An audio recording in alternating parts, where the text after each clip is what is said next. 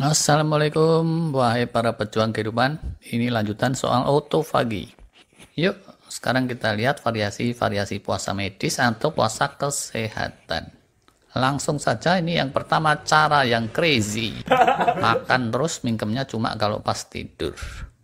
Kok masuk di sini? Jangan salah. Kalau kita periksa darah, cek gula puasa, menurut lab klinik yang seperti ini sudah dihitung puasa juga. Paradoks ini. Yang suka model crazy begini itu biasanya si Betty, yaitu bukan Betty yang subscribe ke video ini, tapi nama lengkapnya Diabeti. Diabeti melitus. Melitus balon hijau. Loh. Janganlah kalian ikut-ikut si Betty ini, masih mending kalau ikut-ikutannya sama Ceodah atau Tahenjum. Mereka jauh dari Diabeti melitus, tapi ya agak deket sih sama cacingan, beri-beri atau komplikasi TBC. Loh, kok malah tetap mete nih. Sorry. Lebih baik dari si Betty yang crazy itu pola kedua. Ini pola normal. Selain kosong pas malam, sekitar 10 jam, ada kosong lagi di setiap sela waktu makan, 1-3 jam. Tapi ini lebih cocok dibilang intermittent eating daripada intermittent fasting. Nah, yang sudah kehitung intermittent fasting itu kalau kosongnya 13 jam gitu. Misalnya, kalau sarapannya di skip diubah jadi brunch jam 11 atau sekitar itu. Diet keto yang kekinian itu umum pakai logika ini. Tapi yang kosongnya baru 13 jaman saja itu dihitungnya masih latihan. Kalau yang sejati, intermittent fastingnya nyundul ke 16 jam. Jadilah intermittent fasting yang paling populer yaitu 16-8 fasting, kita udah pernah bahas. Dikait-kaitkan dengan otofagi, lantas intermittent fasting 16-8 ini di stretch lebih lanjut. Jadi tahapan berikutnya yaitu 18-6. Sejumlah dokter beranggapan kalau kurang dari 17 jam puasanya, otofagi masih tentatif. Bisa muncul, bisa juga enggak. Dan menurut sejumlah peneliti, kalau pola manusia normal, mereka rata-rata baru masuk ke fase otofagi di jam ke-17 secara rata-rata.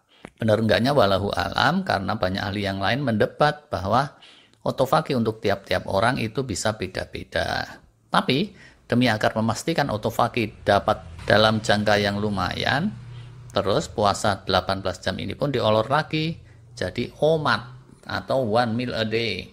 Atau ada yang bilang juga dinner to dinner fasting. Intinya dalam sehari cuma ada kesempatan makan 1 kali saja dalam rentang 1-3 jam. Di luar itu puasa. Nah, kalau puasa OMAD ini, kata para ahli, tetap bisa efektif sekalipun pelakunya makannya kalap. Walah, makan kok kalap.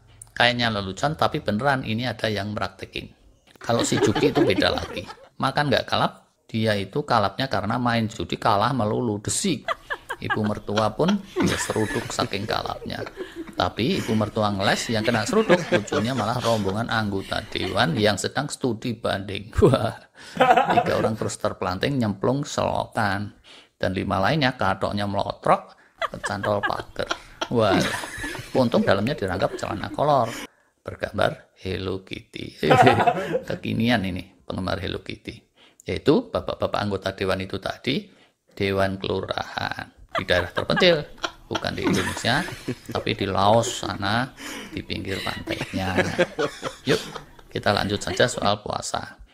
Nanggung mungkin ya, kalau puasa cuma 23 jam, beberapa ahli kemudian eksperimen dengan puasa 24 jam, pol-polan.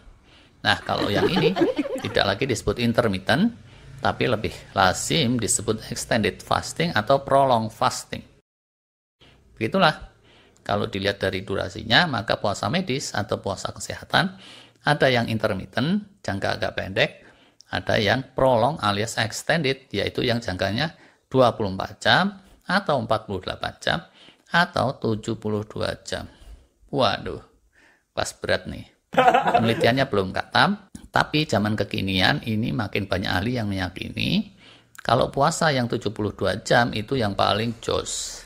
Nggak cuma otofagi optimal, bahkan diduga bisa memunculkan stem cell segala. Berat badan sudah pasti turun kalau pakai pola ini. Si Betty yang tadi aja juga mungkin jadi nangis guguk gulung-gulung. Yaitu si Betty yang nama lengkapnya Diabeti mellitus. Bisul juga melitus. Kok dikait-kaitkan sama bisu. Sorry. Terus, di samping soal durasinya, dalam puasa kesehatan, ada perbedaan berdasar asupannya. Ada yang disebut dry fasting, ada yang non-dry fasting atau water fasting. Yang puasanya itu masih boleh minum air gelenggang-gelenggeng, yaitu air putih, teh tawar, kopi tawar, atau minuman lain yang zero kalori. Ada lagi variasi pengelompokannya berdasar intensitas jangka panjangnya. Kira-kira ada 4 kelompok lah.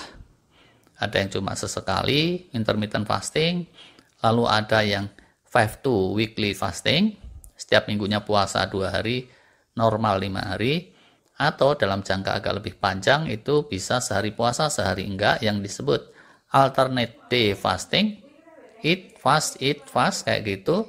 Dan yang lain lagi itu yang high intensity fasting, yaitu yang 24, 48, atau 72 jam tadi. Atau intermittent fasting tapi yang terus-menerus 2 bulan atau berbulan-bulan. Sampai di sini yang muslim mungkin mikir ya. Atau mungkin juga cuma ndelongo aja. Beda-beda lah ya. Bagaimana ini puasa kesehatan kalau dibandingkan dengan puasa yang islami? Insya Allah itu topik dalam kesempatan lain. Untuk sekarang, sekian dulu bahasan kita. Terima kasih.